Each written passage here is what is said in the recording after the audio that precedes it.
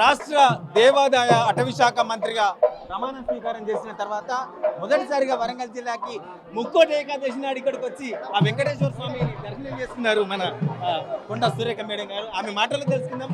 Madam, మీరు ప్రమాణ స్వీకారోత్సవం చేస్తున్న సమయంలో ఎలా అనిపించింది?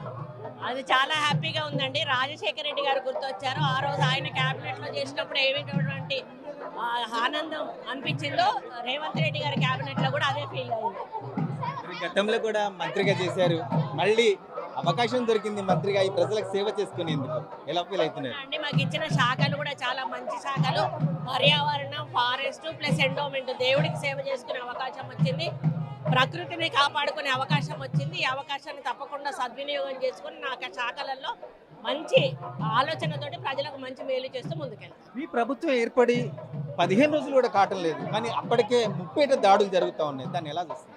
అంటే వాళ్ళకు ఇలాంటి అసహనం ఉంది, ఫ్రస్ట్రేషన్ ఉంది. 10 సంవత్సరాల పరిపాలన నుంచి ఒకటేసారి వాళ్ళని ప్రతిపక్షంలో కూర్చోబెట్టుకుంటే తట్టుకోలేక పార్లమెంటును దృష్టిలో పెట్టుకొని, ఆ ఎన్నికలను దృష్టిలో పెట్టుకొని మా మీద బురద జల్లే ప్రయత్నం చేస్తూ ఉన్నారు.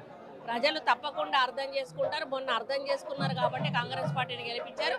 వాళ్ళు చేస్తున్న ఇప్పుడు అవి ఆరోపణలను కూడా వాళ్ళు అర్థం చేసుకొని పార్లమెంట్లో కూడా మమ్మల్ని మెజార్టీ సీట్లతో గెలిపిస్తారు. శ్వేతపత్రం విడుదల చేశారు, వారు కూడా దానికి ప్రతిగా మరో పత్రాన్ని విడుదల చేయడానికి ప్రయత్నాలు చేస్తున్న పరిస్థితి ఎలా చూడాలి? మేము ఇచ్చింది వాళ్ళ గవర్నమెంట్లో చేసిందే కదా, వాళ్ళు చేయడానికి ఏముంది, అదే సేమ్ ఉండాలా? దాంట్లో మార్పులు చేర్పులు చేస్తే వాళ్ళు తప్పులో పడ్డట్టు అవుతుంది. వరంగల్లో చాలా మార్పులు చేయాల్సి వస్తుంది, చేస్తాను, చాలా ఎంక్వైరీలు కూడా చేయించాల్సింది అని చెప్పి మీరు ఎన్నికల ముందు చెప్పారు. ఏం చేయబోతున్నారు? ఇంకా మేము రివ్యూలు పెట్టుకోవడానికి, రివ్యూలు పెట్టాక మా దృష్టికి ఏదొచ్చినా కూడా వాటి మీద సరైన ఆరోపణలు ఉంటే వాటిని ఎంక్వైరీ చేయించి చర్యలు తీసుకుంటాం. ఇవాళ చూస్తున్న మొత్తానికైతే కొండ సురేఖ ప్రమాణ స్వీకారోత్సవం చేసిన తర్వాత మొదటిసారిగా వరంగల్కి వచ్చి ఇక్కడ వెంకటేశ్వర స్వామి టెంపుల్లో దర్శనం చేసుకున్నారు. అయితే ప్రభుత్వాన్ని అడ్డుకట్టు వేయడానికి ఎన్నో ప్రయత్నాలు చేస్తున్నారు, కానీ ఈ ప్రభుత్వం ఎదుర్కొంటుంది. ఇవాళ వరంగల్ తూర్పు లోపల కూడా చాలా మార్పులు చేయాల్సిన అవసరం ఉంది. దాని మీద కూడా దృష్టి సారించి మా పాలన సామర్థ్యాన్ని చూపిస్తామని చెప్పి కొండ సురేఖ తెలుపుతున్న పరిస్థితి. కెమెరామెన్ రాజుతో నరేంద్ర, RTV న్యూస్, వరంగల్.